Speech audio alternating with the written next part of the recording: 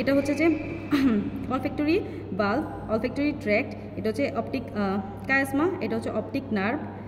তারপরে এখানে হচ্ছে অকুলোমোটর, এই কোণা দিয়ে আসবে ট্রকলিয়ার। ট্রকলিয়ার মনে আছে স্যার বলছে পিছন দিয়ে যে আজকে বললো না, পিছন দিয়ে যে এটা যদি আমরা তুলে ফেলি এদিক দিয়ে দেখবা পিছনে চলে গেছে। তারপরে এটা হচ্ছে ট্রাইজেমিনাল।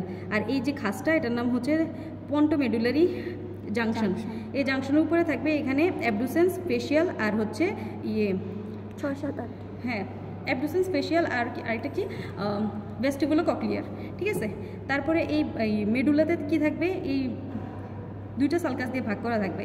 এই উঁচু জায়গাটার নাম হচ্ছে পিরামিড, আর এই পরের উঁচু জায়গাটার নাম হচ্ছে অলিভ। পিরামিডে থাকবে হচ্ছে হাইপোগ্লোসাল, আর অলিভের এখানে থাকবে হচ্ছে কি ভেগাস। ফার্স্টে ভেগাস মানে 9, 10, 11 থাকবে আর কি, মানে এখানে থাকবে হচ্ছে অলিভার পিরামিডের মাঝখানে হাইপোগ্লোসাল। হ্যাঁ, এটা তো হাইপোগ্লোসাল গেল। এখানে হচ্ছে যে না, গ্লসোফেরেঞ্জিয়াল, ভেগাস আর অ্যাক্সেসরি থাকবে। গ্লসোফেরেঞ্জিয়াল, ভেগাস, অ্যাক্সেসরি। হ্যাঁ, আর কি আর কিছু